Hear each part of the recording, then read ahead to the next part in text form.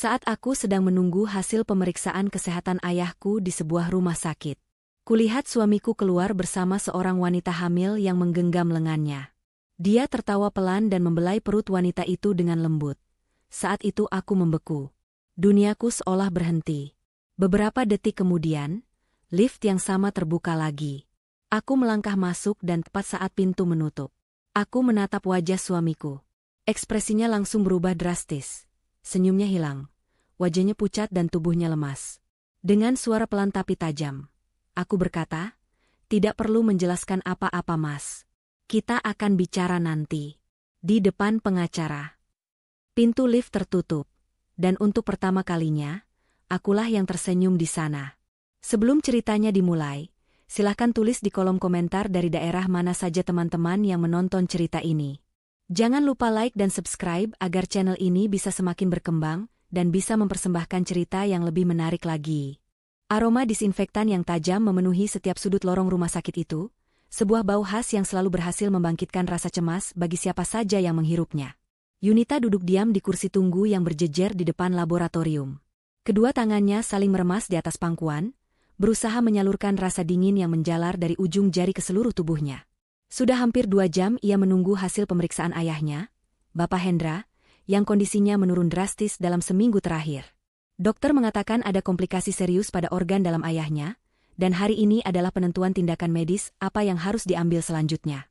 Yunita merasa sendirian.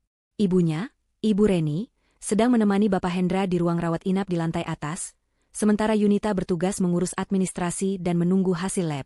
Di tengah kecemasan yang mendera, Yunita merindukan kehadiran suaminya, Tommy.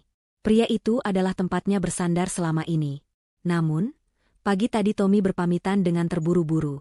Ia mengatakan ada urusan mendesak di luar kota yang tidak bisa ditinggalkan.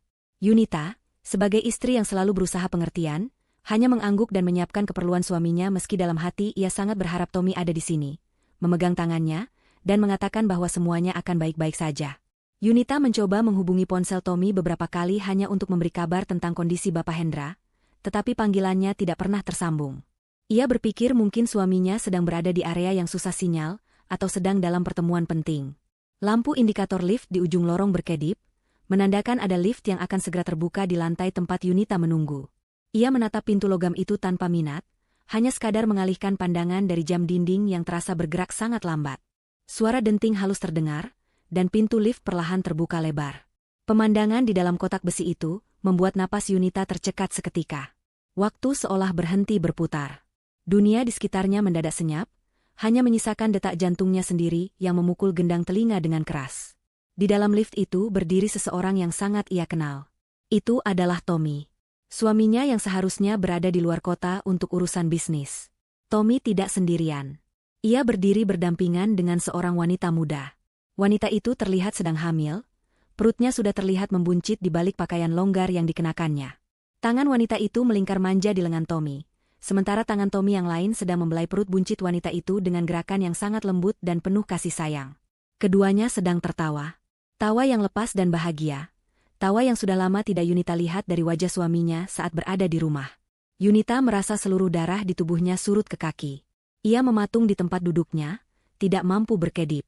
Otaknya berusaha keras mencerna apa yang sedang dilihat oleh matanya. Apakah ia berhalusinasi karena terlalu lelah dan stres memikirkan ayahnya? Namun, tawa itu terlalu nyata. Wajah itu terlalu jelas. Itu benar-benar Tommy. Pria yang ia nikahi 5 tahun lalu, pria yang bersumpah setia di hadapan ayahnya, kini sedang memamerkan kebahagiaan dengan wanita lain tepat di depan matanya, di tempat di mana Yunita sedang berjuang melawan rasa takut kehilangan ayahnya. Wanita di samping Tommy, yang bernama Novi, tampak membisikkan sesuatu, dan Tommy kembali tertawa sambil mengecup puncak kepala Novi. Adegan itu begitu intim, begitu menyakitkan, seolah menampar wajah Yunita berkali-kali tanpa sentuhan fisik. Rasa sakit itu bukan berupa jeritan histeris, melainkan rasa dingin yang membekukan tulang sumsum. Yunita merasa dadanya sesak, seakan pasokan oksigen di lorong rumah sakit itu mendadak habis. Kakinya terasa lemas, tetapi entah kekuatan dari mana yang datang, Yunita justru berdiri. Pintu lift itu mulai bergerak menutup, karena tidak ada yang menekan tombol. Namun, sebelum pintu tertutup rapat, seseorang dari dalam menahan pintunya. Lift itu kembali terbuka. Tommy dan Novi hendak keluar. Saat itulah pandangan mereka bertemu. Tawa di wajah Tommy lenyap dalam sepersekian detik. Wajahnya yang tadi merona karena bahagia berubah pucat pasi, seputih kapas. Matanya membelalak lebar, menatap lurus ke arah Yunita yang berdiri kaku hanya beberapa meter di depan lift. Tangan Tommy yang tadinya merangkul pinggang Novi langsung terlepas begitu saja, jatuh lemas di sisi tubuhnya seolah ia baru saja tersengat listrik. Novi, yang belum menyadari situasi, menatap Tommy dengan bingung, lalu mengikuti arah pandang Tommy dan melihat Yunita. Senyum di wajah Novi pun perlahan memudar, berganti dengan tatapan angkuh sekaligus waspada. Ia sepertinya mengenali siapa wanita yang berdiri di hadapan mereka, namun ia tidak menunjukkan rasa bersalah sedikitpun. Ia justru mengeratkan pegangannya pada lengan Tommy, seolah menantang. Yunita tidak mundur. Ia juga tidak berteriak atau menangis histeris, seperti yang mungkin dilakukan wanita lain dalam situasi ini. Ia menarik napas panjang, mengumpulkan sisa-sisa harga dirinya yang baru saja diinjak-injak. Dengan langkah tenang namun pasti, Yunita berjalan mendekat ke arah lift. Tommy masih terpaku di tempatnya, mulutnya sedikit terbuka seolah ingin mengucapkan sesuatu tetapi suaranya tercekat di tenggorokan. Keringat dingin mulai muncul di pelipis Tommy. Ia tampak seperti maling yang tertangkap basah, ketakutan dan tidak berdaya. Yunita melangkah masuk ke dalam lift yang sama. Ia berdiri tepat di samping Tommy, namun tidak menoleh sedikit pun. Ia menekan tombol tutup pintu dengan jari yang sedikit gemetar, namun ekspresinya tetap datar dan dingin. Udara di dalam lift yang sempit itu terasa begitu berat dan mencekik. Bau parfum Tommy bercampur dengan aroma manis parfum wanita itu menusuk hidung Yunita, membuat perutnya mual. Saat pintu lift mulai bergerak menutup, memisahkan mereka dari dunia luar, Yunita akhirnya menoleh. Ia menatap wajah suaminya lekat-lekat. Tatapan Yunita bukan tatapan kemarahan yang meledak-ledak, melainkan tatapan kosong yang menusuk, tatapan seseorang yang baru saja kehilangan rasa percaya sepenuhnya. Tommy berusaha membuka mulutnya. Mungkin ingin menyangkal, mungkin ingin membuat alasan konyol tentang kebetulan atau salah paham. Namun Yunita tidak memberinya kesempatan. Sebelum satu kata pun keluar dari mulut Tommy, Yunita berkata dengan suara pelan namun tajam, setajam silet yang mengiris kulit. Tidak perlu menjelaskan apa-apa, Mas. Kita akan bicara nanti di depan pengacara. Kalimat itu meluncur mulus, tanpa nada tinggi, tanpa isak tangis. Kalimat itu adalah vonis mati bagi pernikahan mereka. Pintu lift tertutup sempurna, mengurung Yunita sendirian di dalamnya karena Tommy dan Novi masih berdiri terpaku di ambang pintu. Tidak sempat bereaksi untuk ikut masuk atau menarik Yunita keluar. Di dalam kotak besi yang bergerak turun itu, keheningan menyergap. Yunita menatap pantulan dirinya di dinding lift yang mengkilap. Hijabnya masih rapi, wajahnya masih terlihat tenang meski sedikit pucat. Tidak ada air mata yang tumpah. Rasa sakit itu terlalu besar untuk diwakili oleh air mata. Yunita mengangkat tangannya, menyentuh dadanya yang terasa nyeri.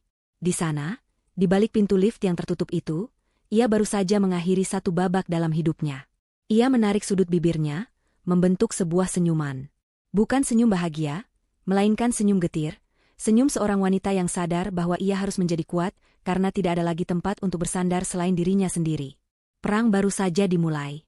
Tommy masih berdiri mematung di depan pintu lift yang sudah tertutup rapat. Angka digital di atas pintu terus berganti turun, membawa istrinya pergi menjauh. Ia merasa lututnya goyah, seolah tulang-tulangnya melunak seketika. Ia baru saja melihat sisi lain dari Yunita yang belum pernah ia lihat selama 5 tahun pernikahan mereka. Yunita yang ia kenal adalah wanita lembut, penurut, dan pemaaf. Namun, wanita yang baru saja berbicara dengannya di dalam lift tadi adalah sosok yang asing. Dingin, tegas, dan mematikan. Kalimat terakhir Yunita terngiang-ngiang di kepalanya seperti rekaman rusak yang diputar berulang-ulang. Bicara di depan pengacara. Itu bukan ancaman kosong. Tommy tahu betul karakter Yunita. Jika ia sudah memutuskan sesuatu, tidak ada yang bisa mengubahnya. Novi mengguncang lengan Tommy dengan kasar, membuyarkan lamunan pria itu. Wanita itu tampak kesal karena diabaikan. Ia bertanya dengan nada merengek, menuntut penjelasan siapa wanita tadi dan mengapa Tommy terlihat begitu ketakutan. Tommy menepis tangan Novi dengan kasar, membuat wanita hamil itu terkejut. Tanpa mempedulikan protes Novi, Tommy berlari menuju tangga darurat, berharap bisa mengejar Yunita di lantai dasar. Ia tidak mungkin menunggu lift lain yang entah kapan akan datang. Ia harus menjelaskan semuanya.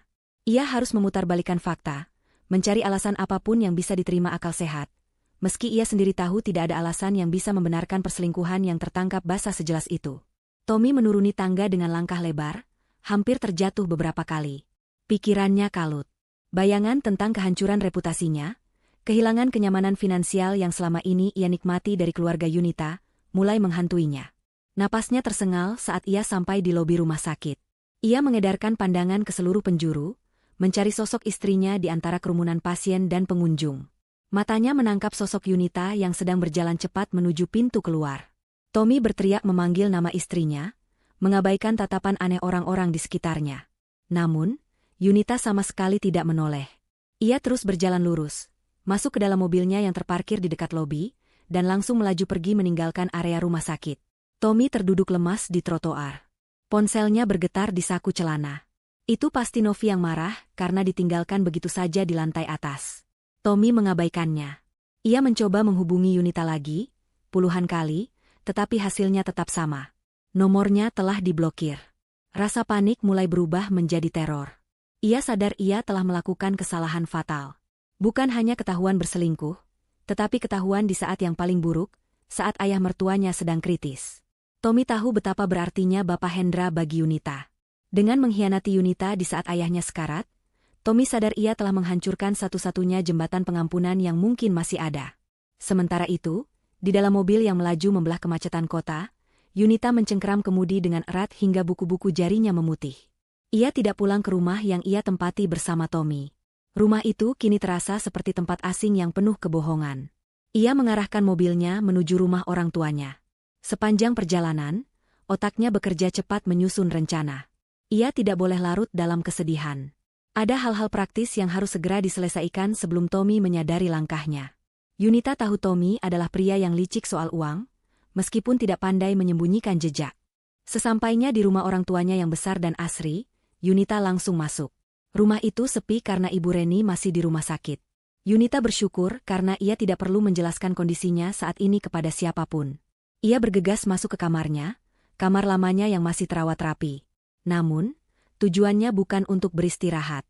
Ia mengambil beberapa tas besar dan mulai bergerak cepat. Bukan pakaian yang ia cari. Ia menuju brankas kecil yang tersembunyi di balik lemari, tempat ia menyimpan sebagian dokumen berharga yang memang sengaja ia titipkan di rumah orang tuanya untuk keamanan. Yunita memeriksa satu persatu dokumen itu. Sertifikat tanah atas namanya, perhiasan warisan neneknya, dan beberapa logam mulia tabungannya. Ia memastikan semuanya aman. Kemudian, ia teringat sesuatu. Ada beberapa aset penting yang masih tersimpan di rumahnya bersama Tommy. Yunita melirik jam tangan. Tommy pasti masih tertahan di rumah sakit atau sedang berusaha menenangkan Novi. Ini adalah celah waktu yang sempit. Yunita memutuskan untuk mengambil risiko. Ia kembali ke mobil dan melaju menuju rumahnya. Rumah itu tampak tenang saat Yunita tiba. Ia masuk dengan tergesa, langsung menuju ruang kerja Tommy.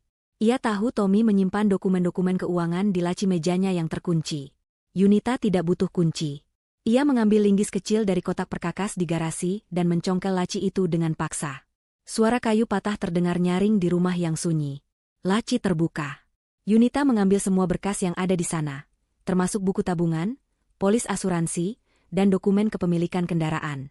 Ia tidak peduli mana yang penting atau tidak, ia mengambil semuanya. Ia tidak akan membiarkan Tommy memiliki akses ke aset apapun yang mungkin bisa diselamatkan. Setelah urusan dokumen selesai, Yunita masuk ke kamar tidur utama. Kamar yang menjadi saksi bisu pernikahan mereka. Ia membuka lemari pakaian. Ia tidak mengambil pakaiannya. Ia tidak butuh pakaian-pakaian itu. Ia hanya mengambil kotak perhiasan pribadinya dan paspor. Pandangannya kemudian tertuju pada deretan jas kerja Tommy yang tergantung rapi. Jas-jas mahal yang dibeli dengan uang Yunita. Jas-jas yang membuat Tommy terlihat berwibawa dan sukses di hadapan orang lain. Sebuah dorongan kemarahan yang meluap tiba-tiba menguasai Yunita. Ia mengambil gunting besar dari meja rias. Dengan tangan gemetar menahan amarah, ia menarik satu jas favorit Tommy, jas yang sering dipakai suaminya saat pertemuan penting. Tanpa ragu, Yunita menancapkan gunting itu ke kain jas dan mulai mengguntingnya dengan brutal. Suara kain yang sobek terdengar mengerikan di telinganya. Ia menggunting lengan jas, kerah, hingga bagian punggungnya, mencabik-cabik simbol kebanggaan suaminya itu, hingga menjadi kain perca yang tidak berbentuk. Ia melemparkan sisa-sisa kain itu ke atas tempat tidur, tepat di tengah kasur di mana mereka biasa tidur bersama. Itu adalah pesan. Pesan bahwa pernikahan mereka telah hancur, sama seperti jas itu. Malam harinya, Tommy pulang ke rumah dengan langkah gontai. Ia lelah, stres, dan ketakutan. Novi terus menerornya lewat telepon, sementara Yunita menghilang tanpa jejak. Tommy berharap Yunita ada di rumah. Berharap istrinya itu sedang menangis di kamar, sehingga ia bisa membujuknya dengan kata-kata manis dan permintaan maaf palsu, seperti yang biasa ia lakukan jika berbuat salah kecil. Tommy membuka pintu depan. Gelap. Tidak ada lampu yang menyala. Hawa dingin langsung menyergapnya. Yunita? Panggil Tommy pelan. Tidak ada jawaban. Hanya gema suaranya sendiri yang memantul di dinding-dinding kosong. Tommy menyalakan lampu ruang tamu. Ia berlari ke kamar tidur, jantungnya berpacu cepat. Saat ia membuka pintu kamar dan menyalakan lampu, pemandangan di hadapannya membuatnya jatuh terduduk di lantai. Lemari pakaian Yunita terbuka lebar dan kosong melompong. Tidak ada satupun barang milik Yunita yang tersisa. Namun, yang membuat darah Tommy membeku adalah apa yang tergeletak di atas tempat tidur mereka. Di sana, di atas spray putih yang rapi, teronggok tumpukan kain hitam yang sudah hancur lebur. Tommy mengenali kancing jas itu. Itu adalah jas Armani kesayangannya. Jas itu kini tidak lebih dari sampah. Di sebelah tumpukan kain itu, tidak ada surat, tidak ada catatan. Hanya keheningan yang mencekik. Pesan Yunita sangat jelas tanpa perlu kata-kata. Tommy menyadari bahwa wanita yang ia anggap lemah itu baru saja melancarkan serangan pertamanya, dan serangan itu telah mengenai jantung pertahanannya. Rumah ini bukan lagi rumah, melainkan kuburan bagi masa depannya. Pagi itu langit terlihat mendung, seolah turut merasakan suasana hati Yunita yang kelabu namun penuh dengan kilatan amarah yang terpendam. Yunita duduk di sudut sebuah kafe yang tenang, jauh dari keramaian kantor maupun rumah sakit. Di hadapannya duduk seorang pria parubaya dengan topi fedora yang diletakkan di atas meja. Pria itu adalah detektif swasta yang disewa Yunita sehari setelah kejadian di rumah sakit. Yunita bukan wanita yang suka membuang waktu untuk meratapi nasib. Baginya, air mata tidak akan menyelesaikan masalah, tetapi data dan fakta akan memberinya kekuatan untuk membalikkan keadaan. Yunita menyesap teh hangatnya tanpa gula, membiarkan rasa pahit itu menyadarkannya bahwa hidupnya kini tidak lagi manis. Pria di hadapannya menyodorkan sebuah amplop coklat tebal yang tersegel rapat. Dengan tangan yang stabil, Yunita membuka amplop tersebut. Lembar demi lembar foto dan dokumen ia periksa dengan teliti. Detektif itu mulai menjelaskan temuannya dengan suara rendah. Ternyata, Novi bukanlah orang asing yang tiba-tiba muncul dalam hidup Tommy. Wanita itu adalah mantan staf keuangan di kantor cabang perusahaan tempat Tommy bekerja 2 tahun lalu. Novi dipecat secara tidak hormat karena terindikasi melakukan manipulasi laporan keuangan dalam jumlah kecil. Namun, alih-alih membiarkan Novi menanggung akibatnya, Tommy justru turun tangan melindunginya agar kasus itu tidak sampai ke ranah hukum. Sejak saat itulah hubungan gelap mereka bermula. Yunita merasa jijik membacanya. Selama ini ia berpikir Tommy adalah pemimpin yang tegas dan berintegritas di kantor. Ternyata suaminya tidak lebih dari seorang pria yang menyalahgunakan kekuasaan demi nafsu sesaat. Fakta berikutnya jauh lebih menyakitkan, hingga membuat tangan Yunita gemetar menahan emosi. Laporan keuangan yang dilampirkan detektif menunjukkan adanya aliran dana yang mencurigakan dari rekening bersama mereka. Yunita selama ini mempercayakan pengelolaan keuangan rumah tangga kepada Tommy, karena ia sibuk mengurus bisnis ayahnya. Ternyata kepercayaan itu dikhianati dengan cara yang paling keji. Tommy telah menarik sejumlah besar uang dari tabungan khusus yang disiapkan Yunita untuk pengobatan darurat Bapak Hendra. Uang yang seharusnya digunakan untuk membiayai operasi cangkok organ ayahnya itu, kini telah berubah wujud menjadi uang muka dan cicilan sebuah unit apartemen mewah di kawasan elit pusat kota. Apartemen itu ditinggali oleh Novi. Yunita memejamkan mata sejenak, mencoba meredam gejolak amarah yang siap meledak di dadanya. Ia membayangkan wajah ayahnya yang pucat dan lemah di ranjang rumah sakit, berjuang untuk setiap tarikan napas, sementara menantunya justru mencuri uang penyambung nyawa itu untuk memanjakan wanita simpanan. Rasa sakit hati karena diselingkuhi kini berubah menjadi kebencian yang mendalam. Tommy bukan hanya suami yang buruk, ia adalah manusia yang tidak punya hati nurani. Namun, di halaman terakhir laporan itu, mata Yunita menangkap sebuah detail yang membuat sudut bibirnya sedikit terangkat. Sebuah detail kecil yang luput dari perhatian Tommy yang ceroboh. Unit apartemen yang ditempati Novi dibeli dengan skema cicilan bertahap, melalui perusahaan pengembang properti. Karena riwayat kredit Novi yang buruk akibat kasus di kantor lama, dan Tommy yang tidak ingin namanya tercatat secara langsung dalam pembelian aset tersebut, Tommy menggunakan nama perusahaan Bapak Hendra sebagai penjamin dan pembeli sementara dengan dalih investasi kantor. Tommy mungkin berpikir ia bisa mengalihkan nama kepemilikan itu nanti setelah lunas, atau setelah situasi aman.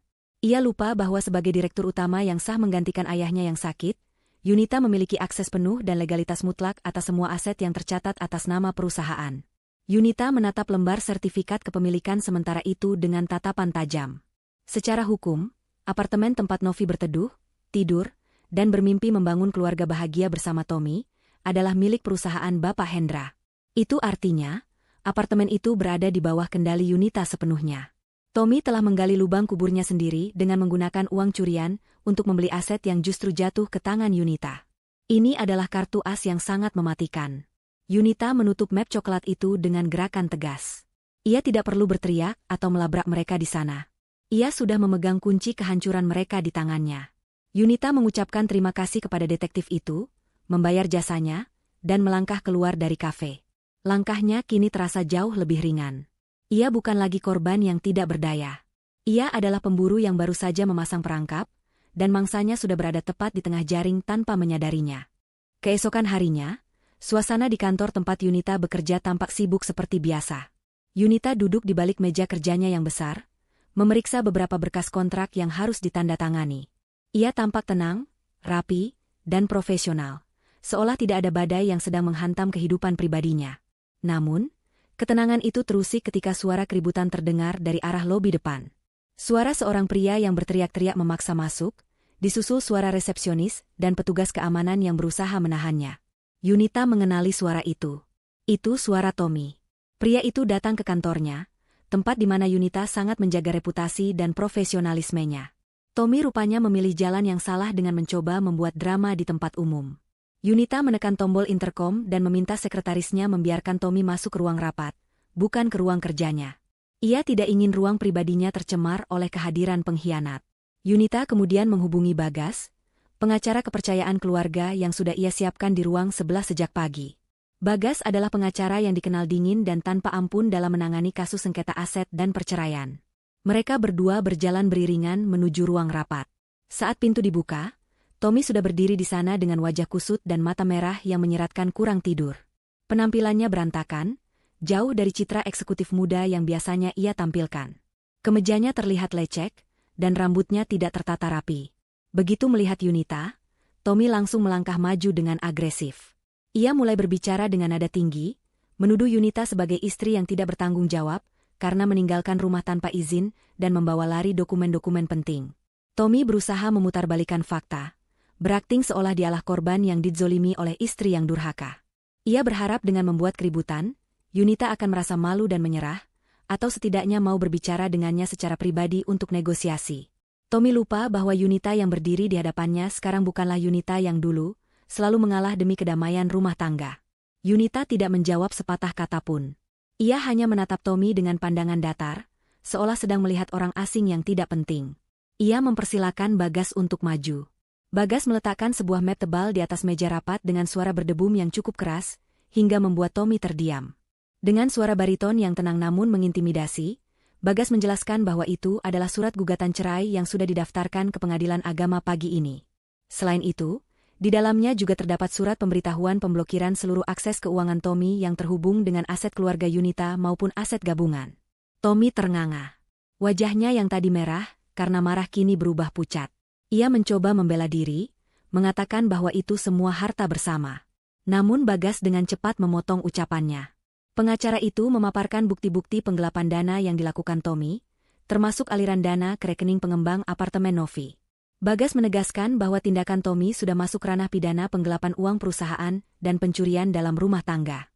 Jika Tommy tidak ingin membusuk di penjara lebih cepat, ia disarankan untuk diam dan mengikuti prosedur hukum. Tommy kehilangan kata-kata. Ia melihat ke arah Yunita, mencari sisa-sisa belas kasih di mata istrinya. Namun yang ia temukan hanyalah dinding es yang kokoh. Yunita berbalik badan dan meninggalkan ruangan itu tanpa menoleh sedikitpun, membiarkan Tommy berhadapan dengan Bagas dan konsekuensi perbuatannya. Tommy keluar dari gedung kantor Yunita dengan langkah gontai. Pikirannya kacau balau. Ia merasa dipermalukan, direndahkan, dan dipojokkan. Rasa haus dan pusing menyerangnya.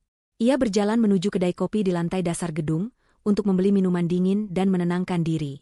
Saat di kasir, ia mengeluarkan kartu kredit platinum andalannya dengan gaya angkuh yang tersisa. Namun, setelah digesek, mesin EDC mengeluarkan bunyi penolakan. Kasir mencoba sekali lagi, namun hasilnya tetap sama. Kartu ditolak. Tommy mencoba kartu lain, kartu debit, kartu kredit cadangan, semuanya ditolak. Keringat dingin mulai mengucur di dahinya. Antrean di belakangnya mulai tidak sabar.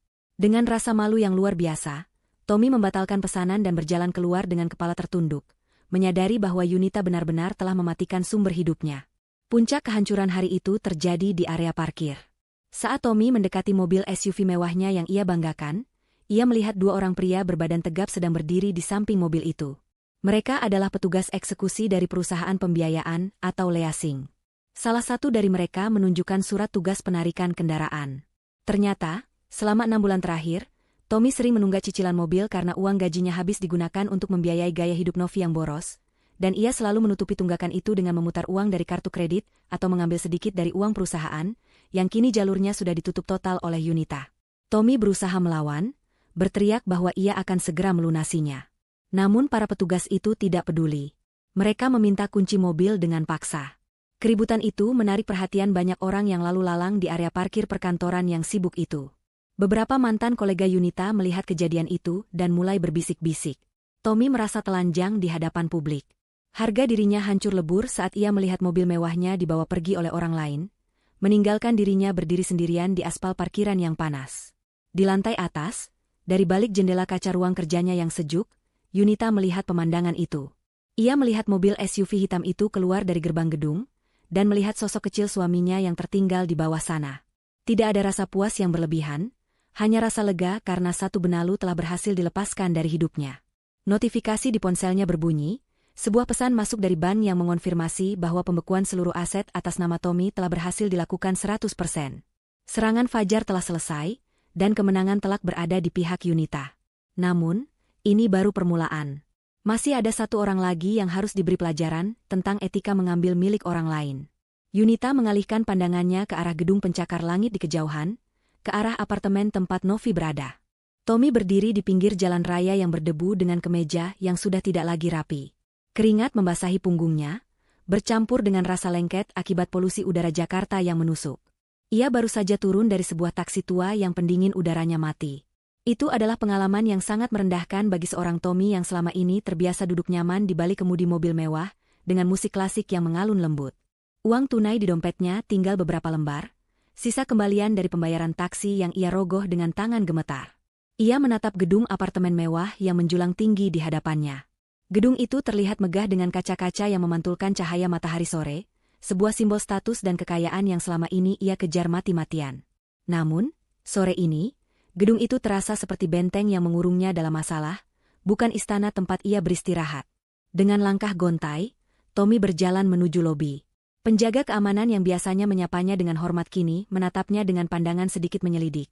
Mungkin karena penampilan Tommy yang kusut dan tanpa kendaraan. Tommy mengabaikan tatapan itu dan terus berjalan menuju lift. Pikirannya penuh dengan skenario tentang bagaimana ia harus menjelaskan situasi ini kepada Novi. Ia berharap Novi akan mengerti. Ia berharap wanita itu akan memeluknya, menenangkannya, dan mengatakan bahwa mereka bisa melewati ini bersama-sama, seperti janji-janji manis yang sering diucapkan Novi saat mereka sedang dimabuk asmara. Bukankah cinta itu pengorbanan? Pikir Tommy. Ia sudah mengorbankan segalanya demi Novi, jadi wajar jika ia mengharapkan dukungan moral di saat ia jatuh. Pintu unit apartemen di lantai 20 itu terbuka setelah Tommy menekan bel beberapa kali. Novi berdiri di ambang pintu dengan wajah cemberut. Ia mengenakan daster rumahan yang cukup bagus, namun ekspresinya jauh dari kata menyambut. Tanpa bertanya kabar atau mengapa Tommy pulang lebih awal tanpa memberi kabar, Novi langsung memberondongnya dengan pertanyaan bernada tinggi. Ia menanyakan mengapa pesan-pesannya tidak dibalas, mengapa teleponnya tidak diangkat, dan yang paling penting, mengapa transferan uang bulanan yang dijanjikan Tommy pagi ini belum juga masuk ke rekeningnya. Novi beralasan ia harus membayar paket perawatan kecantikan dan memesan beberapa perlengkapan bayi yang mahal. Tommy masuk ke dalam apartemen itu dengan perasaan lelah yang luar biasa. Ia menghempaskan tubuhnya ke sofa kulit yang empuk, sofa yang ia beli dengan uang bonus tahunan yang seharusnya ia tabung. Ia memijat pelipisnya yang berdenyut nyeri. Dengan suara parau, Tommy mulai menceritakan apa yang terjadi hari ini. Ia menceritakan tentang Yunita yang membekukan semua aset, tentang mobilnya yang ditarik paksa di depan kantor, dan tentang kartu kreditnya yang tidak lagi berguna. Tommy berbicara dengan jujur, berharap kejujuran itu akan menyentuh hati Novi. Ia menjelaskan bahwa untuk sementara waktu, mereka harus berhemat dan hidup sederhana, sampai ia bisa mencari solusi hukum atau pekerjaan baru. Namun, Reaksi Novi sungguh di luar dugaan Tommy. Wanita itu tidak memeluknya. Ia tidak menangis karena sedih melihat penderitaan pasangannya. Sebaliknya, wajah Novi memerah karena marah. Ia berteriak histeris, melemparkan bantal sofa ke arah Tommy. Novi menuduh Tommy sebagai pria tidak berguna yang hanya bisa membual. Ia mengatakan bahwa ia mau bersama Tommy karena Tommy menjanjikan kehidupan yang nyaman dan mewah, bukan kehidupan susah seperti ini. Novi merasa ditipu. Ia merasa berhak mendapatkan kompensasi atas kehamilannya, atas statusnya yang disembunyikan selama ini. Kata-kata kasar mulai keluar dari mulut manis yang dulu selalu memuji Tommy. Novi menyebut Tommy bodoh karena kalah langkah dari istrinya sendiri. Pertengkaran itu memanas. Tommy yang awalnya merasa bersalah, mulai terpancing emosinya. Ia bangkit dari sofa dan membentak Novi. Ia mengingatkan Novi bahwa semua kekacauan ini terjadi karena ia terlalu menuruti gaya hidup Novi yang boros. Ia mengingatkan bahwa apartemen tempat mereka berdiri sekarang dibeli dengan uang haram yang diambil Tommy dari mertuanya demi Novi. Tommy merasa pengorbanannya tidak dihargai sama sekali. Di tengah adu mulut yang semakin tidak terkendali itu, Tommy mulai melihat wajah asli wanita yang selama ini ia puja. Di balik riasan wajah yang cantik, ternyata tersimpan karakter yang egois, kasar, dan sangat materialistis. Bayangan wajah Yunita yang tenang, sabar, dan selalu mendukungnya saat ia merintis karir dulu tiba-tiba muncul di benaknya. Perbandingan itu terasa sangat menyakitkan. Yunita tidak pernah menuntut barang mewah. Yunita selalu menyisihkan gajinya untuk membantu Tommy, sementara wanita di hadapannya ini hanya tahu cara meminta. Di tengah keributan itu, bel pintu apartemen berbunyi nyaring. Suara bel itu menghentikan teriakan Novi yang sedang memaki Tommy. Keduanya saling pandang dengan napas terengah-engah. Tommy berjalan menuju pintu dengan perasaan was-was. Ia mengintip dari lubang pintu, terlihat dua orang pria berseragam resmi dan seorang petugas keamanan gedung. Tommy membuka pintu perlahan. Pria berseragam itu menanyakan identitasnya, lalu menyerahkan sebuah amplop besar dengan kop surat firma hukum. Itu bukan surat cinta, melainkan surat somasi. Tommy membuka surat itu dengan tangan gemetar, sementara Novi merebutnya dengan paksa untuk ikut membaca. Isi surat itu sangat singkat, padat, dan mengerikan. Surat itu menyatakan bahwa unit apartemen yang mereka tempati adalah aset sah milik PT Prameswari Group, perusahaan milik Bapak Hendra. Berdasarkan audit internal perusahaan, unit tersebut diduduki secara ilegal oleh pihak yang tidak berhak. Oleh karena itu, perusahaan memberikan waktu tepat 24 jam bagi penghuni untuk mengosongkan unit tersebut dan menyerahkan kuncinya. Jika dalam batas waktu tersebut unit belum kosong, maka pihak perusahaan akan melakukan pengosongan paksa dengan bantuan aparat kepolisian atas tuduhan penyerobotan properti. Novi menjerit histeris setelah membaca kalimat terakhir surat itu. Ia melempar kertas itu ke wajah Tommy. Ia tidak bisa terima harus diusir dari apartemen mewah itu. Ia sudah memamerkan tempat tinggal barunya itu ke semua teman-teman sosialitanya. Jika ia diusir, ia akan menjadi bahan tertawaan. Harga dirinya lebih penting daripada segalanya. Novi mulai menyalahkan Tommy habis-habisan. Ia memukuli dada Tommy dengan kepalan tangannya, menuntut Tommy untuk melakukan sesuatu. Tapi Tommy hanya diam mematung. Ia baru menyadari betapa cerdasnya strategi Yunita. Istrinya itu tidak menyerang secara fisik, tapi memotong semua jalur logistik dan tempat berlindung mereka. Yunita tahu persis bahwa apartemen ini adalah satu-satunya tempat mereka bernaung, dan Yunita juga tahu bahwa secara hukum, posisi Tommy sangat lemah. Malam itu, suasana di apartemen berubah menjadi neraka. Tidak ada lagi kata sayang, tidak ada lagi kemesraan. Novi mondar-mandir di ruang tengah seperti singa yang terluka, sementara Tommy duduk terpuruk di sudut ruangan. Novi mulai mengemasi barang-barang mewahnya, tas-tas bermerek, sepatu-sepatu mahal, semuanya ia masukkan ke dalam koper dengan kasar.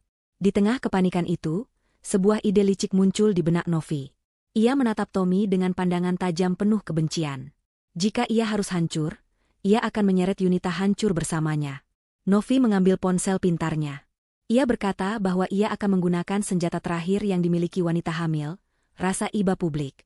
Ia mengancam akan membuat video dan memviralkannya.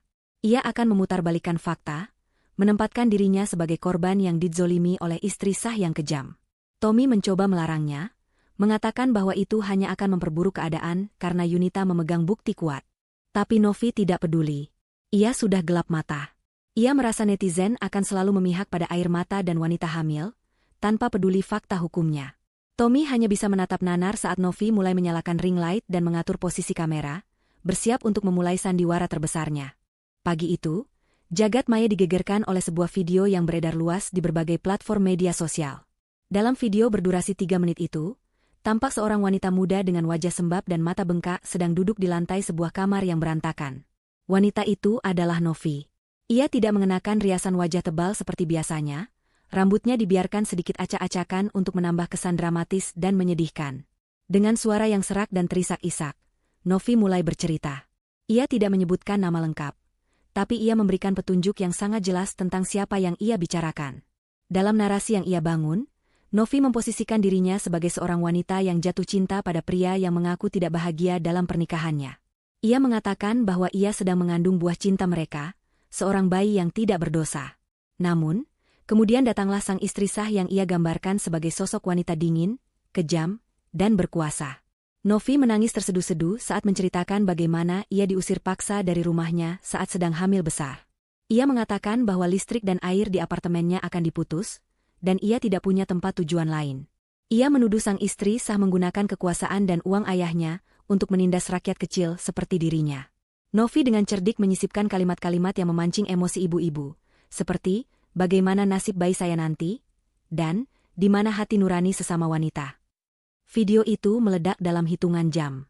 Kolom komentar dibanjiri oleh simpati netizen.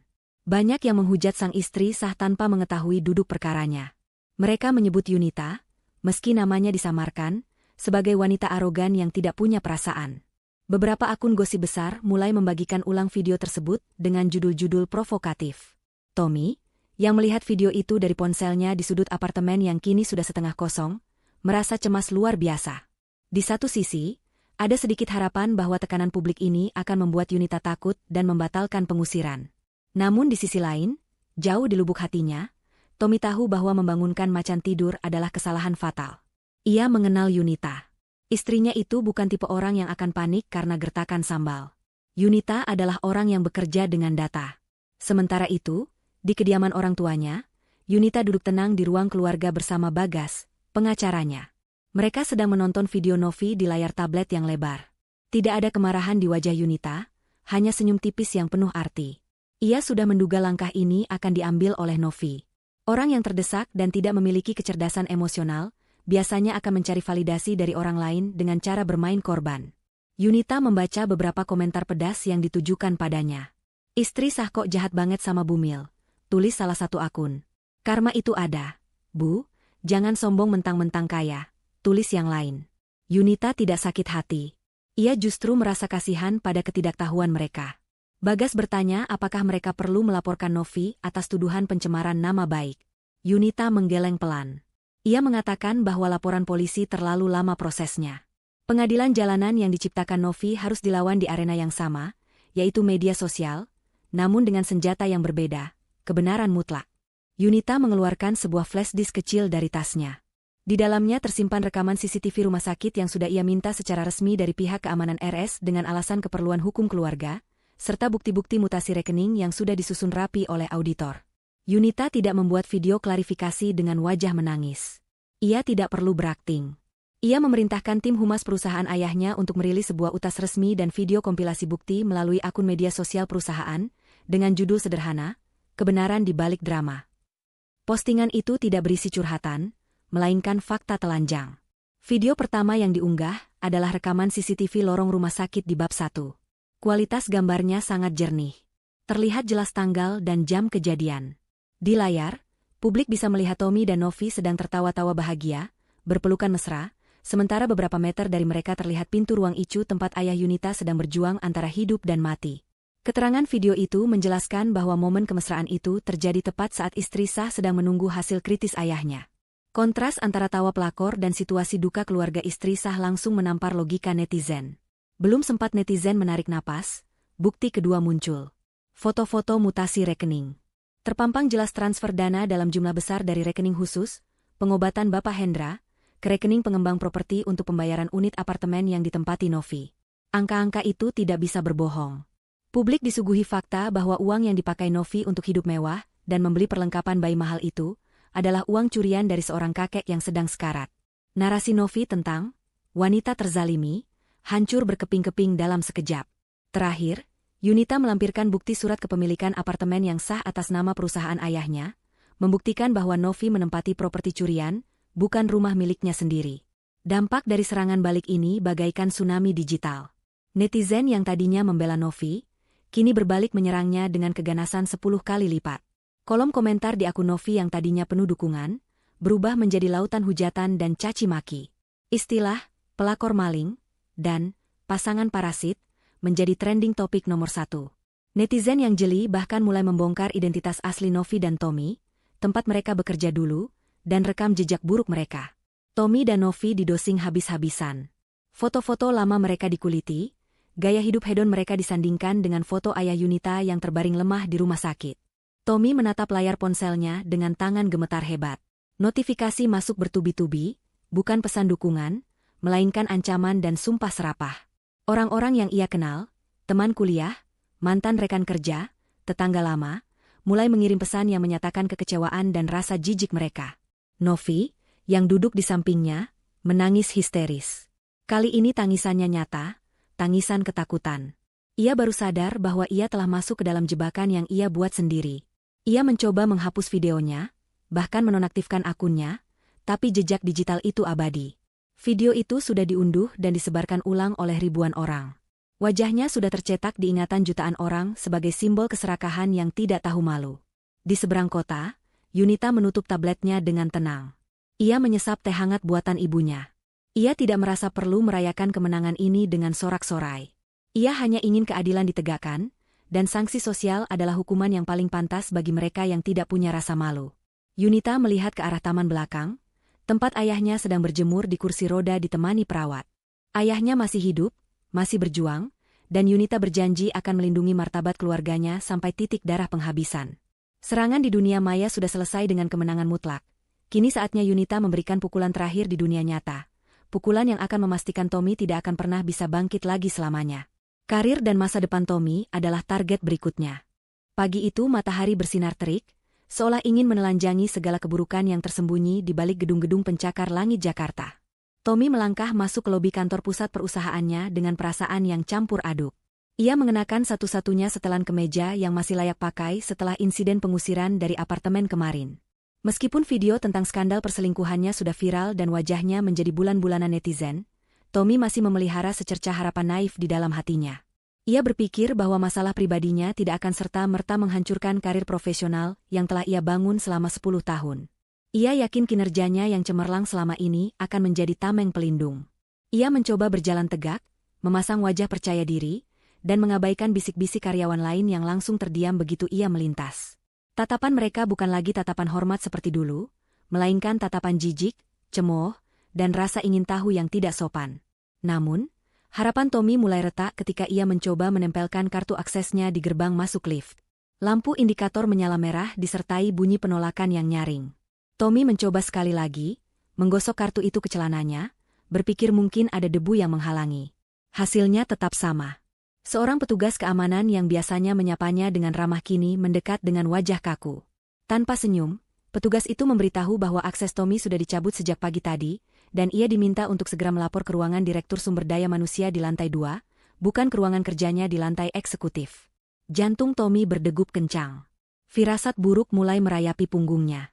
Ia dikawal oleh 2 petugas keamanan menuju lift barang, bukan lift tamu yang biasa ia gunakan, sebuah gestur kecil yang menegaskan bahwa ia bukan lagi bagian dari elit perusahaan ini. Sesampainya di ruangan HRD, suasana terasa begitu dingin dan mencekam. Di dalam ruangan itu tidak hanya ada Direktur SDM, tetapi juga Kepala Divisi Hukum Perusahaan dan seorang auditor eksternal yang tidak Tommy kenal. Tidak ada basa-basi, tidak ada tawaran minum. Mereka mempersilakan Tommy duduk di kursi kayu yang keras di hadapan meja besar. Direktur SDM langsung menyodorkan sebuah amplop putih tanpa kop surat. Di dalamnya terdapat surat pemutusan hubungan kerja secara tidak hormat. Tommy membacanya dengan tangan gemetar. Alasannya bukan hanya karena pelanggaran etika berat yang mencoreng citra perusahaan akibat skandal viral, tetapi ada poin lain yang jauh lebih mematikan, tindak pidana penggelapan dan penyalahgunaan wewenang. Tommy mencoba membela diri. Ia berdalih bahwa urusan rumah tangganya adalah ranah pribadi dan tidak ada hubungannya dengan pekerjaan. Namun, Kepala Divisi Hukum segera memotong pembelaannya dengan menyodorkan tumpukan dokumen hasil audit. Di sana terpampang jelas bukti-bukti yang tidak bisa disangkal. Selama ini, Tommy ternyata diam-diam memanipulasi beberapa pos anggaran perjalanan dinas dan biaya entertain klien untuk menutupi gaya hidup mewahnya bersama Novi. Yang lebih parah, audit itu dipicu oleh permintaan resmi dari salah satu pemegang saham minoritas perusahaan yang mencurigai adanya ketidakberesaan laporan keuangan di divisi yang dipimpin Tommy. Pemegang saham itu adalah Yunita. Tommy ternganga. Ia baru sadar bahwa Yunita bukan hanya ibu rumah tangga yang sibuk mengurus orang tua, tetapi wanita cerdas yang mewarisi naluri bisnis ayahnya. Yunita memiliki saham di perusahaan ini, warisan dari kakeknya, dan ia menggunakan haknya sebagai pemegang saham untuk meminta audit investigasi tepat di saat Tommy lengah. Tommy merasa seperti tikus yang terperangkap dalam labirin yang sudah ditutup semua pintu keluarnya. Pihak perusahaan menyatakan bahwa mereka tidak akan memberikan uang pesangon sepeser pun. Lebih dari itu, mereka menuntut Tommy untuk mengembalikan seluruh dana yang telah diselewengkan dalam waktu 30 hari, atau mereka akan melimpahkan berkas ini ke kepolisian sebagai kasus pidana korupsi korporasi. Tommy keluar dari ruangan itu dengan tubuh lemas seolah tidak bertulang. Ia dikawal ketat oleh petugas keamanan sampai ke pintu keluar gedung, diawasi layaknya seorang kriminal berbahaya. Di trotoar depan kantor, di bawah panas matahari yang menyengat, Tommy berdiri mematung. Ia baru saja kehilangan identitasnya. Ia bukan lagi seorang manajer sukses, ia bukan lagi suami terpandang, ia hanyalah seorang pengangguran dengan utang menumpuk dan ancaman penjara yang membayangi. Ponselnya bergetar. Pesan dari Novi masuk, menanyakan apakah Tommy sudah mendapatkan uang pinjaman dari kantor. Tommy tidak membalas. Rasa muak mulai tumbuh di hatinya setiap kali melihat nama Novi. Dalam keputusasaan yang memuncak, Tommy teringat satu-satunya orang yang mungkin masih memiliki sisa belas kasih padanya. Bukan Yunita, karena hati istrinya itu sudah tertutup rapat. Tapi Bapak Hendra. Ayah mertuanya itu adalah sosok yang bijaksana dan sangat religius. Dulu, Bapak Hendra lah yang menyetujui pernikahan mereka meskipun Tommy berasal dari keluarga sederhana. Tommy berpikir, mungkin ia bisa menyentuh hati orang tua itu. Mungkin ia bisa bersujud, menangis, dan meminta kesempatan kedua. Bapak Hendra sedang sakit, dan orang sakit biasanya hatinya lebih lembut, pikir Tommy dengan licik. Ia pun memesan ojek daring dengan sisa saldo terakhir di dompet digitalnya, menuju rumah mertuanya. Sesampainya di rumah besar bergaya kolonial itu, suasana tampak asri namun tertutup rapat. Pagar besi yang tinggi menjulang seolah menjadi benteng yang memisahkan Tommy dari masa lalunya yang indah. Tommy menekan bel interkom berkali-kali. Tidak ada jawaban. Ia mulai berteriak memanggil nama Bapak Hendra dan Ibu Reni. Ia berlutut di depan pagar, mengabaikan pandangan tetangga yang mulai keluar rumah karena keributan itu. Tommy menangis dengan suara keras, meratapi nasibnya, berharap drama ini bisa meluluhkan hati penghuni rumah. Setelah hampir setengah jam berteriak, pintu utama rumah akhirnya terbuka perlahan. Harapan Tommy melambung. Ia melihat sosok Bapak Hendra keluar didorong di kursi roda oleh seorang perawat, didampingi Ibu Reni di sebelahnya. Wajah Bapak Hendra terlihat kurus dan pucat, namun sorot matanya masih tajam bagaikan elang. Tommy langsung bersujud di aspal panas di balik pagar, menangkupkan kedua tangannya memohon ampun. Ia berseru bahwa ia hilaf, bahwa ia digoda setan, dan ia berjanji akan meninggalkan Novi untuk kembali mengabdi pada keluarga ini. Bapak Hendra memberi isyarat tangan agar perawat menghentikan kursi rodanya tepat di depan gerbang. Ia menatap menantunya itu dengan pandangan yang sulit diartikan. Tidak ada kemarahan yang meledak-ledak, hanya rasa kecewa yang begitu dalam dan dingin. Suara Bapak Hendra terdengar parau namun tegas, memecah keheningan siang itu. Ia berkata bahwa ia bisa memaafkan seorang pria yang salah langkah, tetapi ia tidak akan pernah bisa menerima seorang pengkhianat yang mencuri uang pengobatan nyawanya sendiri demi kesenangan haram. Kalimat Bapak Hendra selanjutnya menghujam jantung Tommy lebih sakit daripada peluru. Bapak Hendra berkata, "Saya tidak memelihara pencuri di keluarga saya. Kamu sudah mati bagi kami sejak kamu melangkahkan kaki keluar dari lift rumah sakit itu bersama wanita lain." Setelah mengucapkan kalimat itu, Bapak Hendra memberi isyarat untuk kembali masuk. Ibu Reni, yang biasanya lembut dan memanjakan Tommy, kali ini bahkan tidak mau menatap wajah menantunya. Ia membuang muka dan mengikuti suaminya masuk. Pintu rumah tertutup kembali. Suara kunci gerbang otomatis yang berbunyi klik terdengar seperti vonis akhir. Tommy ditinggalkan sendirian di luar pagar, terjemur di bawah matahari, menyadari bahwa pintu surga dunianya telah tertutup untuk selamanya. Ia benar-benar telah kehilangan segalanya. Seminggu berlalu sejak pemecatan dan penolakan di rumah mertua, hidup Tommy berubah 180 derajat. Kini ia dan Novi tinggal di sebuah kamar kos sempit di pinggiran kota yang kumuh. Dinding kamarnya lembab dengan cat yang mengelupas di sana-sini, dan bau apek yang menyengat tidak bisa hilang meski Novi sudah menyemprotkan pengharum ruangan murah berkali-kali. Tidak ada pendingin udara, hanya sebuah kipas angin kecil yang berputar dengan suara berisik, meniupkan udara panas ke seluruh ruangan. Suara bising kendaraan dari jalan raya dan teriakan tetangga sebelah yang sering bertengkar menjadi musik latar kehidupan mereka sehari-hari. Uang tabungan mereka sudah habis tak bersisa.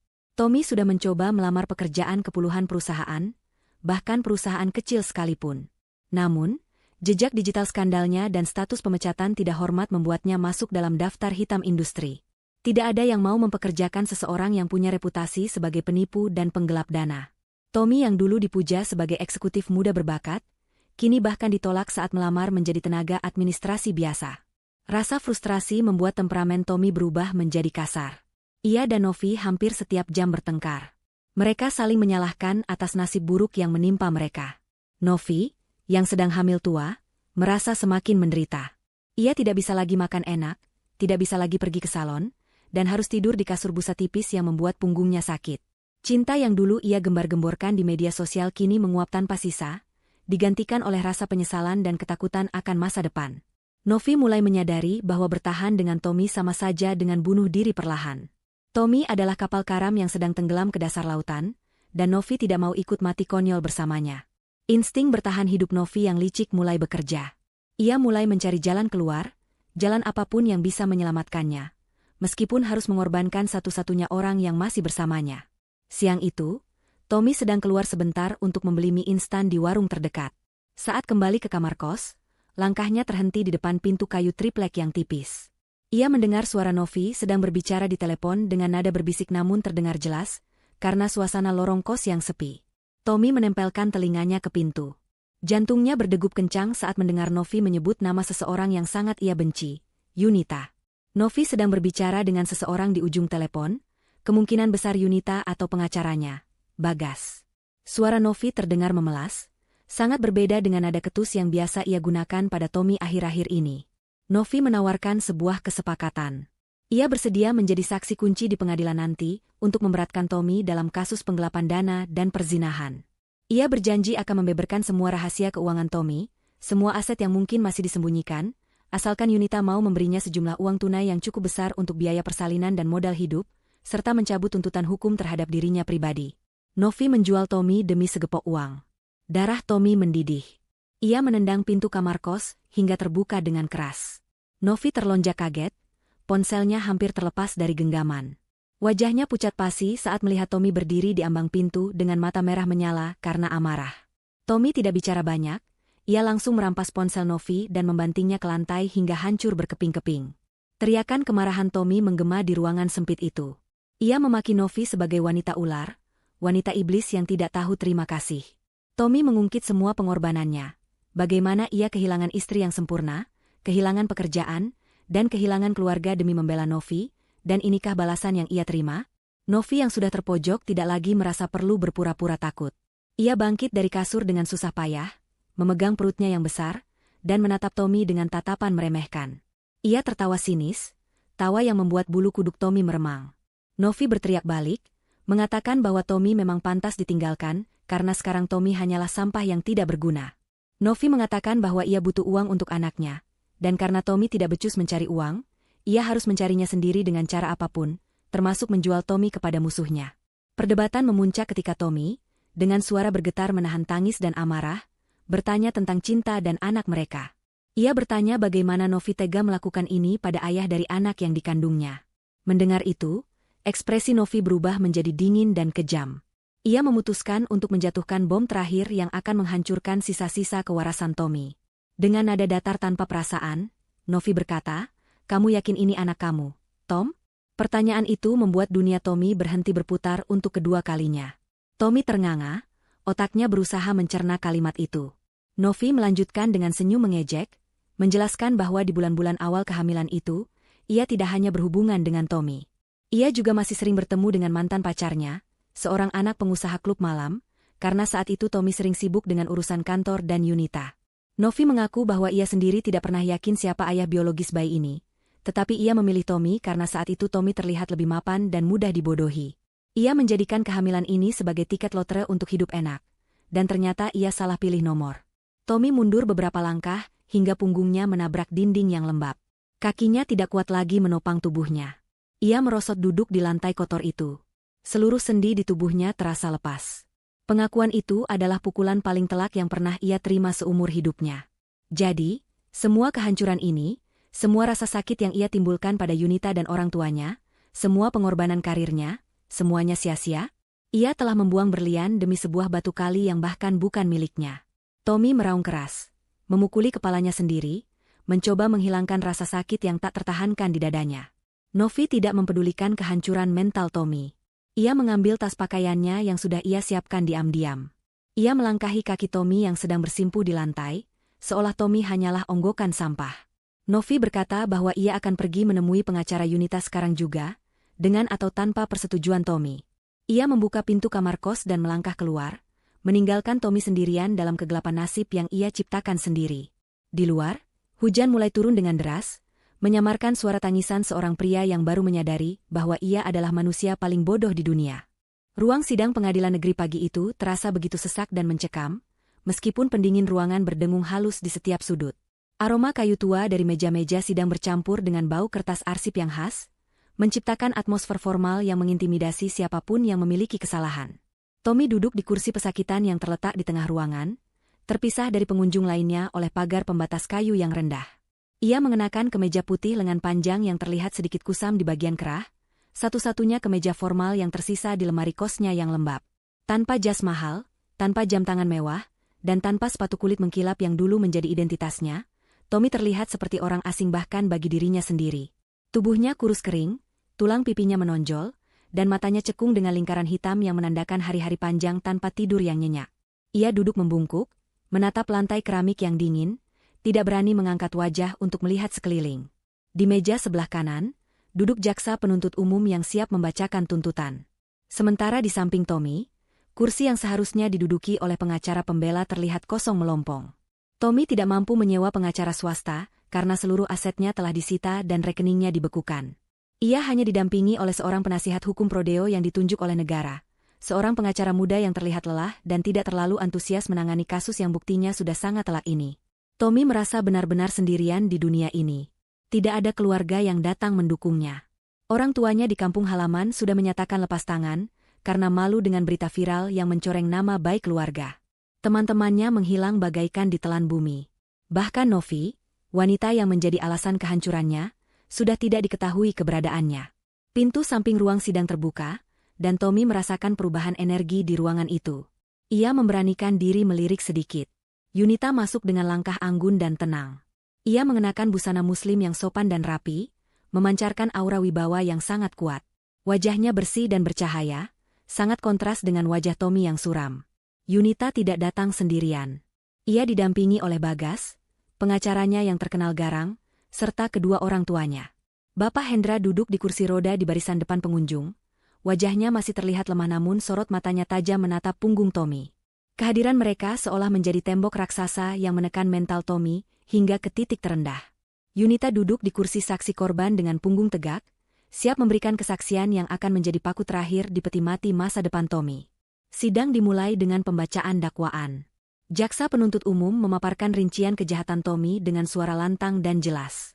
Kata-kata seperti penggelapan dana perusahaan, pemalsuan dokumen, dan pencurian dalam rumah tangga bergema di ruangan itu, menghantam telinga Tommy tanpa ampun. Setiap nominal uang yang disebutkan, setiap tanggal transaksi yang dibacakan, semuanya adalah fakta yang tidak bisa dibantah. Tommy hanya bisa menunduk semakin dalam. Ia teringat masa-masa itu, masa di mana ia merasa menjadi raja yang bisa melakukan apa saja tanpa konsekuensi. Ia teringat betapa mudahnya ia memindahkan angka-angka di komputer, betapa nikmatnya membelanjakan uang itu untuk kesenangan semu bersama Novi. Kini, semua kenikmatan itu harus dibayar dengan harga yang sangat mahal, harga yang tidak akan sanggup ia lunasi seumur hidup. Saat giliran Yunita memberikan kesaksian, suasana hening seketika. Hakim ketua bertanya dengan lembut tentang kronologi kejadian. Yunita menjawab setiap pertanyaan dengan tenang, runtut, dan lugas. Suaranya tidak bergetar, tidak ada isak tangis yang mendramatisir keadaan. Ia menceritakan bagaimana ia menemukan ketidakberesaan dalam keuangan ayahnya, bagaimana ia melakukan audit, hingga bagaimana ia memergoki suaminya sendiri sedang bersenang-senang di saat ayahnya sekarat. Ketabahan Yunita justru membuat simpati seluruh hadirin di ruang sidang tertuju padanya. Hakim dan jaksa mendengarkan dengan seksama, mengangguk-angguk memahami betapa dalam luka dan kerugian yang dialami keluarga ini. Kesaksian Yunita bukan didasari dendam emosional, melainkan didasari fakta hukum yang kuat. Hal ini membuat posisi Tommy semakin tersudut. Tidak ada celah bagi Tommy untuk menyangkal atau memutarbalikkan fakta, seperti yang dulu sering ia lakukan dalam pertengkaran rumah tangga mereka. Tommy berharap ada sedikit drama. Mungkin Novi tiba-tiba muncul dan membuat kekacauan yang bisa menunda sidang. Atau mungkin Yunita tiba-tiba merasa kasihan dan mencabut tuntutan.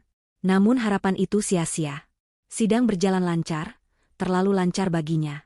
Bukti-bukti yang diserahkan Bagas, termasuk rekaman pengakuan Novi yang sempat direkam diam-diam oleh pihak detektif sebelum wanita itu kabur, menjadi bukti tak terbantahkan. Dalam rekaman itu, Novi mengakui bahwa ia menerima aliran dana dari Tommy dan mengetahui bahwa uang itu adalah hasil kejahatan. Novi juga mengakui hubungannya dengan Tommy.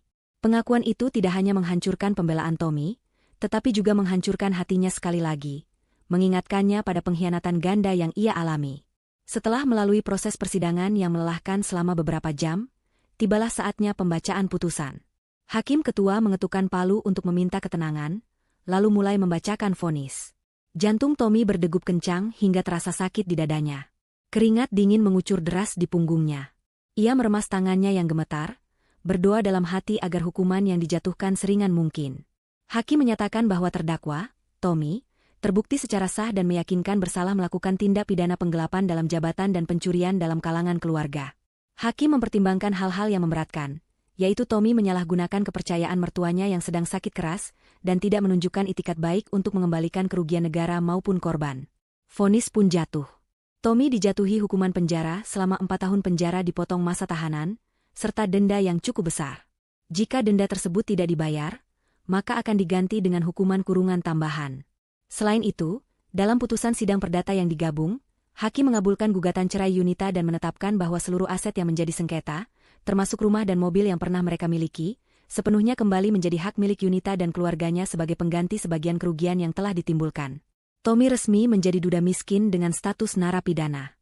Suara palu hakim yang diketukkan 3 kali, tok tok tok, terdengar seperti suara lonceng kematian bagi kehidupan Tommy. Ia merasa pandangannya gelap sejenak. Kakinya lemas hingga ia harus berpegangan pada meja di depannya agar tidak ambruk. Petugas pengadilan segera mendekat, memintanya berdiri. 2 orang polisi penjaga tahanan memasangkan borgol besi di kedua pergelangan tangannya. Bunyi klik dari borgol itu terasa dingin dan menyakitkan, mengunci kebebasannya untuk waktu yang sangat lama. Tommy digiring keluar dari area kursi pesakitan menuju pintu samping yang terhubung dengan sel tahanan sementara pengadilan. Saat berjalan tertatih-tatih di kawal petugas, Tommy menoleh ke arah bangku pengunjung. Ia mencari wajah Yunita. Ada dorongan kuat dalam dirinya untuk meminta maaf, atau setidaknya melihat tatapan simpati dari wanita yang pernah mencintainya itu. Ia berharap Yunita akan melihatnya dengan mata berkaca-kaca, tanda bahwa masih ada sisa rasa sayang di sana. Namun, apa yang dilihat Tommy membuat langkahnya terhenti sejenak, hingga petugas harus mendorong punggungnya pelan. Di barisan depan, Yunita sudah berdiri. Ia tidak sedang melihat ke arah Tommy. Ia sedang tersenyum. Senyum itu begitu lepas, begitu manis, dan begitu tulus. Namun senyum itu bukan ditujukan untuk Tommy. Yunita sedang berbicara dengan seorang pria yang berdiri di sampingnya. Pria itu adalah Dr. Dimas, dokter yang merawat Bapak Hendra. Dokter muda itu terlihat gagah dan sopan, menatap Yunita dengan penuh perhatian. Mereka tertawa kecil, seolah sedang membicarakan masa depan yang cerah, masa depan di mana Tommy tidak lagi ada di dalamnya. Yunita tampak begitu ringan, seolah beban berat yang selama ini menindih pundaknya telah diangkat sepenuhnya. Pemandangan itu jauh lebih menyakitkan daripada vonis penjara 4 tahun. Melihat Yunita bahagia dengan orang lain, melihat tawa yang dulu hanya milik Tommy kini diberikan kepada pria lain yang jauh lebih baik darinya, adalah siksaan batin yang luar biasa. Tommy menyadari bahwa ia bukan hanya kehilangan harta dan jabatan, tetapi ia telah kehilangan rumah tempat ia pulang. Yunita sudah menutup buku, dan Tommy hanyalah halaman rusak yang telah disobek dan dibuang ke tempat sampah. Dengan hati hancur lebur, Tommy memalingkan wajah dan membiarkan dirinya diseret masuk ke lorong gelap menuju sel tahanan, meninggalkan cahaya terang ruang sidang yang kini hanya menjadi milik Yunita. 1 tahun berlalu sejak ketukan palu hakim mengakhiri drama persidangan itu. Waktu berjalan dengan caranya sendiri, menyembuhkan luka bagi sebagian orang dan menorehkan penyesalan abadi bagi sebagian lainnya. Jakarta masih sama sibuknya, Debu dan asap kendaraan masih mengepung kota, namun bagi Yunita, udara terasa jauh lebih segar.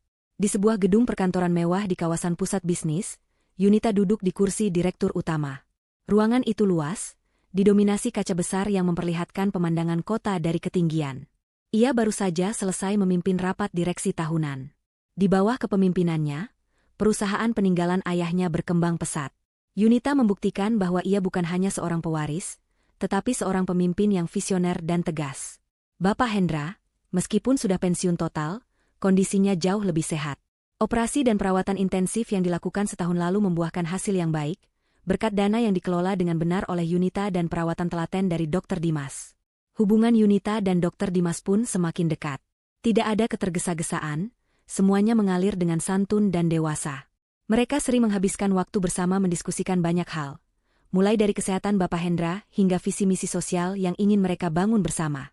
Yunita merasa hidupnya kini utuh kembali, bahkan lebih kuat dari sebelumnya. Sementara itu, di sudut kota yang lain, jauh dari kemewahan gedung bertingkat, kehidupan berjalan dengan ritme yang sangat berbeda bagi Tommy. Ia baru saja mendapatkan pembebasan bersyarat lebih awal karena berkelakuan baik dan adanya remisi khusus. Namun status sebagai mantan narapidana kasus penggelapan uang membuatnya menjadi sampah masyarakat. Tidak ada perusahaan yang mau menerima lamaran kerjanya. Ijazah sarjana dan pengalaman manajerialnya tidak lagi berharga. Demi menyambung hidup dan membayar sewa kamar petak yang sempit di kawasan kumuh, Tommy terpaksa bekerja apa saja. Siang itu, matahari terasa membakar kulit. Tommy sedang berada di sebuah pasar induk yang becek dan bau. Ia mengenakan kaos oblong yang sudah bolong di bagian punggung dan celana pendek kusam. Tubuhnya yang dulu tegap berisi kini kurus dan hitam terbakar matahari. Bahunya lecet dan kapalan karena setiap hari harus memanggul karung-karung beras dan kotak sayuran yang beratnya puluhan kilogram. Ia bekerja sebagai kuli panggul harian. Bayarannya hanya cukup untuk makan nasi bungkus 2 kali sehari, dan membeli obat pereda nyeri otot, yang menjadi teman tidurnya setiap malam. Tommy meletakkan karung bawang merah seberat 50 kilogram di bak mobil pikap. Napasnya tersengal-sengal, punggungnya terasa mau patah. Ia menyeka keringat yang bercucuran di wajahnya yang kotor dengan lengan baju yang dekil. Pemilik toko memberinya upah berupa lembaran uang ribuan yang lusuh. Tommy menerimanya dengan tangan gemetar, mengucapkan terima kasih dengan suara parau. Ia kemudian berjalan menuju sebuah warung kopi kecil di pinggir pasar untuk beristirahat sejenak dan minum air putih dingin. Di warung itu, sebuah televisi tabung tua menyala dengan suara berisik, menayangkan berita kriminal siang. Tommy duduk di bangku kayu panjang sambil memijat betisnya yang kram. Matanya iseng menatap layar televisi. Tiba-tiba, ia tersedak air yang sedang diminumnya. Di layar kaca, terpampang wajah yang sangat ia kenal. Wajah itu adalah Novi. Dalam berita tersebut, dilaporkan bahwa sebuah sindikat penipuan berkedok arisan online dan investasi emas bodong berhasil dibongkar oleh kepolisian. Otak dari sindikat tersebut adalah seorang wanita muda yang baru melahirkan beberapa bulan lalu. Novi terlihat mengenakan baju tahanan berwarna oranye, wajahnya tertutup masker namun matanya yang panik tidak bisa menyembunyikan identitasnya. Ia digiring polisi sambil menggendong bayi yang menangis. Reporter berita menyebutkan bahwa Novi menipu ratusan ibu-ibu rumah tangga dengan kerugian miliaran rupiah, demi membiayai gaya hidupnya yang hedonis setelah ditinggalkan pasangannya. Novi terancam hukuman penjara di atas 5 tahun. Tommy menatap layar itu dengan tatapan kosong. Ada rasa miris, namun ada juga sedikit rasa lega bahwa keadilan itu nyata. Wanita yang menghancurkan hidupnya dan meninggalkannya saat ia jatuh, kini mendapatkan karma yang setimpal. Bahkan lebih buruk karena harus membesarkan anak di dalam penjara. Anak yang status ayahnya pun masih menjadi misteri bagi Tommy. Setelah menghabiskan minumannya, Tommy kembali berjalan menyusuri trotoar jalan raya yang panas untuk mencari angkutan umum pulang ke kontrakannya. Ia berdiri di pinggir jalan, menunggu lampu merah menyala agar bisa menyeberang. Di hadapannya, deretan mobil mewah berhenti karena lampu lalu lintas berubah merah. Salah satu mobil itu, sebuah sedan hitam mengkilap keluaran terbaru, berhenti tepat di depan tempat Tommy berdiri. Kaca mobil itu gelap, namun perlahan kaca jendela belakang turun, mungkin penumpangnya ingin mencari udara atau melihat situasi jalan. Jantung Tommy berhenti berdetak saat melihat siapa yang duduk di dalam mobil itu. Di sana, duduk dengan anggun, adalah Yunita. Wanita itu terlihat sangat cantik dengan balutan busana kerja yang elegan dan hijab berwarna pastel yang lembut. Ia sedang memangku sebuah tablet, sepertinya sedang membaca laporan pekerjaan. Wajahnya terlihat tenang, damai, dan penuh percaya diri. Kulitnya bersih terawat, sangat kontras dengan kulit Tommy yang dekil dan berminyak. Jarak mereka hanya terpisah 1 meter. Aroma parfum mahal yang lembut menguar dari dalam mobil, menyapa hidung Tommy yang terbiasa mencium bau sampah pasar. Tommy ternganga. Mulutnya terbuka sedikit, ingin memanggil nama istrinya. Yun. Bisiknya lirih, suaranya tercekat di tenggorokan. Ia ingin berteriak, ingin Yunita melihatnya, ingin Yunita tahu betapa menderitanya ia sekarang. Mungkin berharap ada sedikit belas kasih atau sekadar pengakuan bahwa ia pernah ada dalam hidup wanita itu. Tangannya bergerak sedikit, ingin melambai. Saat itu, Yunita menoleh ke samping. Matanya bertemu langsung dengan mata Tommy. Waktu seolah melambat. Tommy menahan napas, menunggu reaksi Yunita. Apakah Yunita akan kaget? Apakah Yunita akan marah? Atau sedih? Namun, reaksi Yunita sungguh di luar dugaan.